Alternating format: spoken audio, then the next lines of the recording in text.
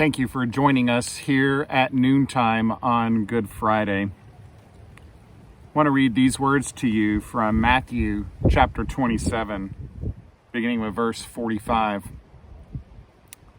From noontime until 3 p.m, darkness came over all the land.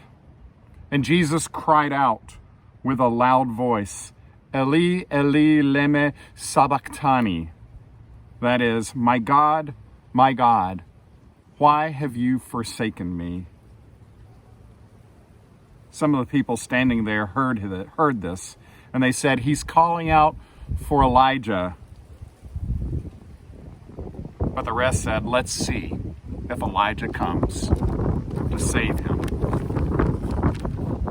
My God, why have you forsaken me? These words are, terrible, frightening words. Words that often have been referred to throughout Christian tradition as the cry of dereliction.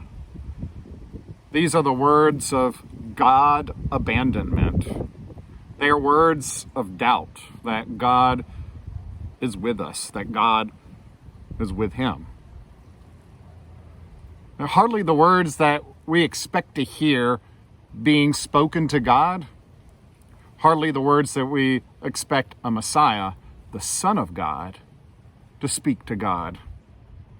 But upon closer examination of these words, we actually learn that they are the opening words from Psalm 22.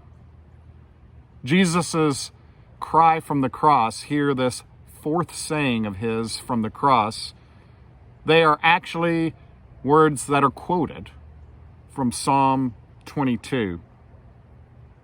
Now, I have no doubt, though, that after being on the cross for 3 hours, that Jesus is in anguish.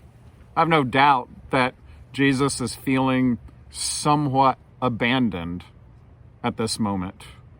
And so he reaches into his memory and he quotes words that he knew well, words that match the way he was feeling. I have no doubt that Jesus was experiencing some of this anguish and some of this doubt right now in his life because Jesus was human, just like any of us. There have been times in my life where I have certainly felt far from God, where I have felt that God doesn't seem near to me. Even though I know up here in my head that I can trust in God, it just feels like God has abandoned me. It feels like God has forgotten me. Well, Jesus was human, like any one of us. And so he is subject to the same feelings that we experience, the same anguish that we go through. And maybe in this moment, Jesus really and truly was feeling abandoned.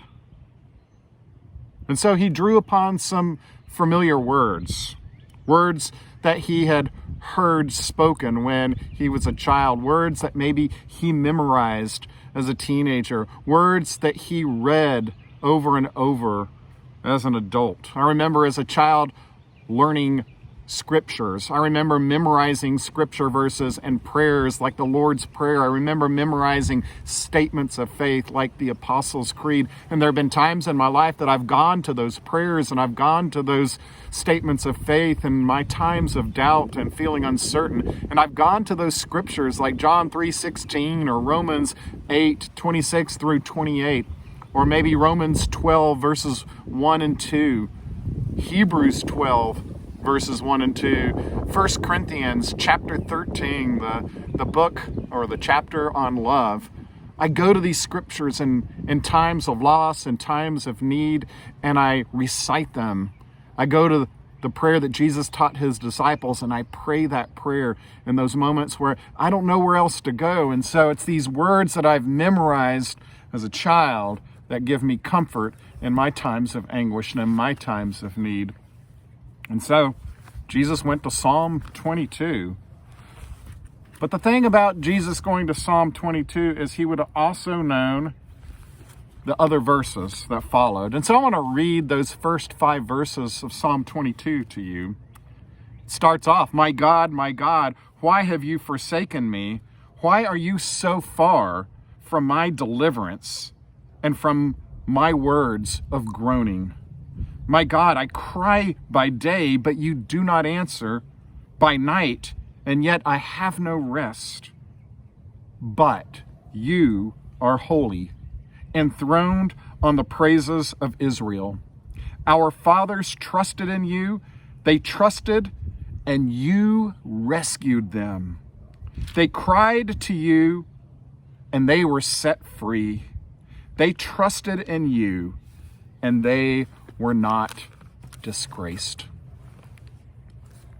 Jesus calls upon deep words in his moment of anguish, and yet he knows that he can trust in God. He knows God is a God that has been trusted, a God who has delivered in years past. And so as he cries out in anguish, he also cries out with this sense of trust, knowing that God is with him and that God will see him through. I don't know what anguish, what feelings of abandonment and isolation that you may be experiencing right now, but I want you to just take a step back. I want you to think about Jesus on the cross, and I want you to think about those words from Psalm 22, that even in the midst of all of that you know that you can trust in the God who delivers us. So I invite you to bring to your mind right now those places that are bringing you anguish and worry. And I invite you to say those prayers, to read those scriptures and recite them, and to know that God has you and that you can trust and that you can put your life into the hands of God.